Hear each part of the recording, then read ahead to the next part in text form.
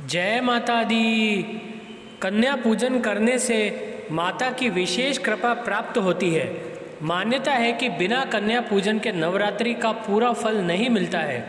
इससे माता रानी प्रसन्न होती है और सुख शांति और समृद्धि का आशीर्वाद देती है। कन्या पूजन करने से परिवार के सभी सदस्यों के बीच प्रेम भाव बना रहता है और सभी सदस्यों की तरक्की होती है। 2 वर्ष से लेकर 10 वर्ष तक की कन्या की पूजा करने से व्यक्ति को अलग अलग फलों की प्राप्ति होती है।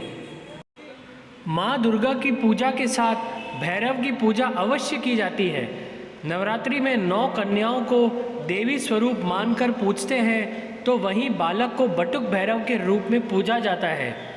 काल भैरव के 64 रूप माने गए हैं, जिसमें से बटुक भैरव उनका सौम्य स्वरूप है।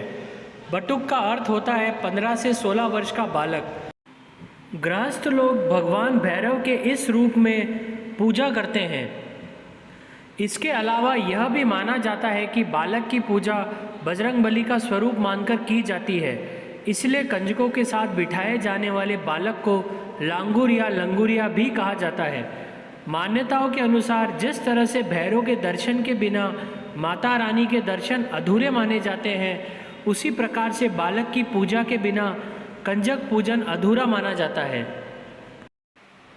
वैसे तो नवरात्रि में कन्या भोजन के लिए 9 को सही संख्या माना जाता है, लेकिन लोग अपने अनुसार इस संख्या को कम या ज़्यादा कर लेते हैं, जो कि गलत नहीं है। अब 9 कन्याएं ही क्यों, इसकी भी वजह बता देते हैं। इसकी वजह यह है कि 9 कन्याओं की देवी के 9 रूप मानकर पूजा की जाती है। साथ ही कन्या पूजन के दौरान उन्हें टीका लगाकर हाथों में रक्षा धागा जरूर बांधना चाहिए। कन्याओं को उम्र के अनुसार पूजने के होते हैं अपने महत्व। 2 साल की कन्या की पूजा करने से घर के दुख और दरिद्रता दूर होती है। 3 साल की कन्या को त्रिमूर्ति का रूप माना जाता है। इन्हें पूजने से घर में धन और सुख की प्राप्ति होती है। 4 साल की कन्या को माँ कल्याणी के रूप में पूजा जाता है। इनकी पूजा करने से कल्याण होता है। 5 साल की कन्या को रोहिणी माना जाता है। इन्हें पूजने से हमारा शरीर रोग मुक्त होता है। 6 साल की कन्या को काली का रूप माना जाता है। इनकी पूजा करना विद्या के लिए अच्छा होता है और राजयोग बनता है। 7 साल की कन्या को चंडी का रूप माना गया है। इन्हें पूजने से वैभव की प्राप्ति होती है। 8 साल की कन्या को शांभवी कहा जाता है। इन्हें पूजने से विवाद व ग्रह क्लेश खत्म होते हैं। 9 साल की कन्या दुर्गा का रूप होती है। इन्हें पूजने से शत्रुओं पर विजय मिलती है। 10 साल की कन्या सुभद्रा मानी जाती है, जो अपने भक्तों के सारे कष्ट दूर करती है। कन्या पूजन के लिए सभी कन्या और लांगुरा को घर पर बुलाने पर पूरे परिवार को उनका स्वागत करना चाहिए।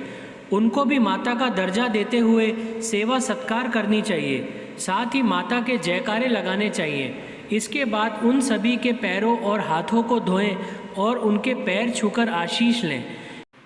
इसके बाद सभी कन्याओं के सिर पर लाल चुनरी उड़ाएं। फिर हलवा, पूड़ी, सब्जी, काले चने, फल आदि का भोजन कराएं।